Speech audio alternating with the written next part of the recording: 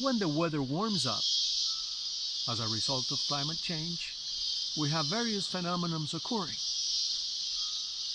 Birds tend to migrate to higher elevations in search of food sources that are being altered by warming climates in lower elevations. Ectothermic lizards have also problems because they cannot control their body temperature on their own. It has to be somehow modified by ambient temperature. When the weather gets warmer, these lizards tend to hide simply because it's much more difficult for them to go in search of food. The temperature for lizards got to be ideal. It doesn't have to be way too warm or way too cold. It's got to be adequate. But areas that used to be cooler in terms of the climate now are warming, and of course are giving these reptiles the problem of being able to regulate their body temperature, and of course breaking up the regular dynamics of their lives somehow in the forest. In cooler temperatures, amphibians are beginning to have problems with a fungi that attacks their skin and kills their population. And it's very well documented here in Costa Rica that one particular species of toad, called the golden toad, has become extinct because of that.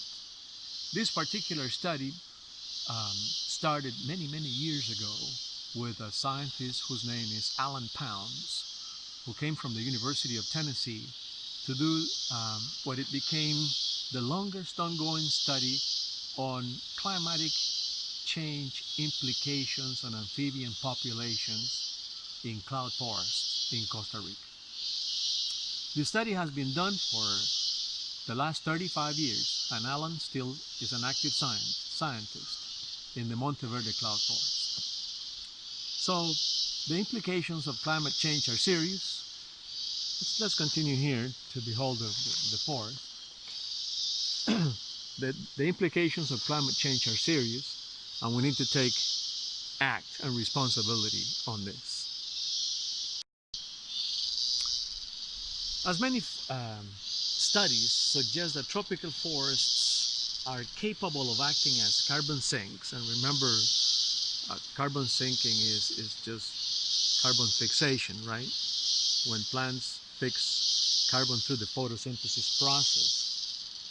It's clear that when major events such as El Nino happen, many trees and many plants will die of this particular phenomenon, and when they fall on the ground, they will liberate CO2 back to the atmosphere,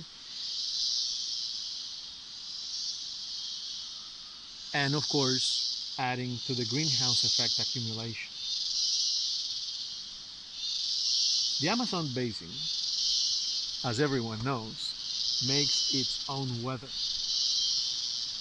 The transpiration of water within the basin, and of course the subsequent condensation into rainfall, is a major factor in the basin's hydrodynamics, and ultimately the productivity of it will affect the productivity of the forest. It is estimated that at least 70% of the present forest cover would be needed in good shape to ensure that these hydraulic cycles will continue. And we're talking about the Amazon. 70% of the forest, listen to this, and as I was just telling you earlier, when we first started this conversation, is that Brazilian rainforest is being burned to open space for cattle and soybeans. So the hydraulic dynamics of the Amazon are going to be majorly altered that subsequently can have effects for Central America. Why is that? Central America hydraulic dynamics function on a phenomenon called the intertropical convergence zone, which is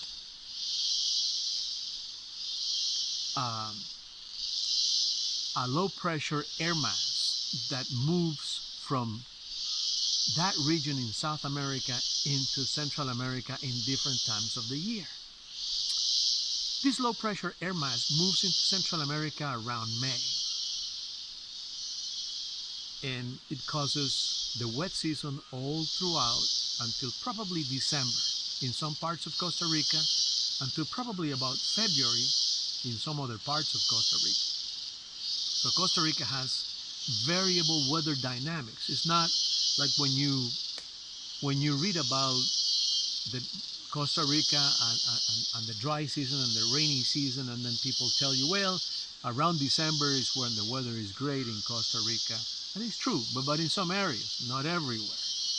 Still in December, January, and February, some parts of Costa Rica are still pretty wet due to this low pressure air mass that is just about to recede back into South America around that time of the year, yielding space to the trade winds from the north, and of course making the weather more stable in part of February, March, April, and May, when the rains return again.